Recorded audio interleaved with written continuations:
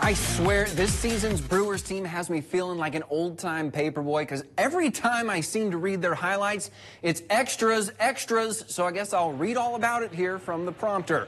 Brewers and Dodgers first inning, Willie Adames, the sweet swing and the sweeter result. Bid that ball adieu because it is leaving. Crew go up 2. Los Angeles would answer with 2 solo shots of their own in the 5th to tie things up, but Milwaukee immediately answers. Christian Yelich to the top deck, and like a homework assignment, that was due. That's his first home run since July 2nd. The Dodgers would again tie it at 3, which is where we now find it, tied at 3 in the 10th.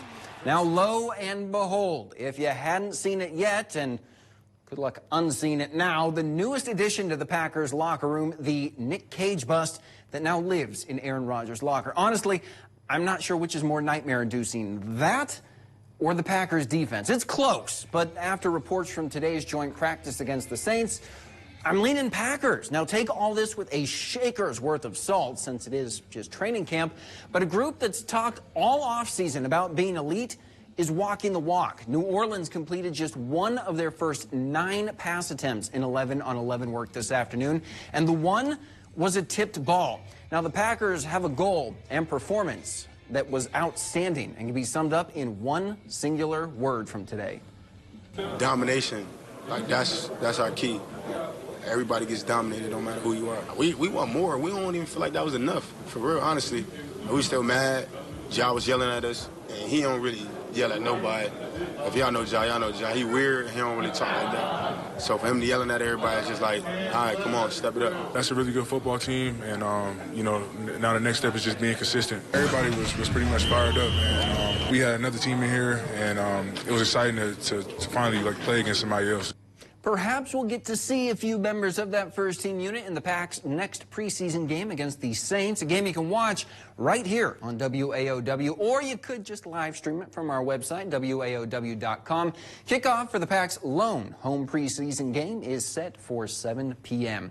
And it's only a matter of time before we also see Wisconsin football back on the field, just 18 days until they kick off against Illinois State. And the safest bet going here is that you're going to see a lot of running the football in that game, which is good news and work for sophomore Jack Nelson, who can use those reps to get himself more game familiarity at left tackle after he spent all of last season down inside at guard.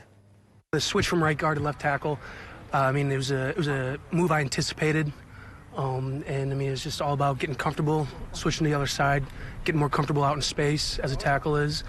And, yeah, I mean, just kind of putting in the time, getting more comfortable as the time goes on. I mean, there's going to be some growing pains, but so far so good. It's been, you know, really been getting after it. And finally, our countdown to kickoff continues deep in the Northwoods tonight in the dangerous territory of the Hodags. The Rhinelander Hodags are boasting multiple 8-win seasons coming into the 2022-23 campaign, but this season proves to be a test as the Hodags graduate both QB1 and receiver 1, leaving some big holes to fill, which is where the defense can step in. The Dags D had a sturdy campaign last year, giving up just a tick over 10 points per game, with most of those starters coming back to the gridiron. We just wanted to come back into this year and prove that even though we lost some pretty good offensive and defensive players, that we can win. So we've had this dog in us since we even started playing football. It's been gathering, and now it's finally time to play. Even with those holes on offense, this team is confident they can be even better than last season, and that campaign kicks off Friday against a Tomahawk team they shut out last season 32-0. We'll be back after this.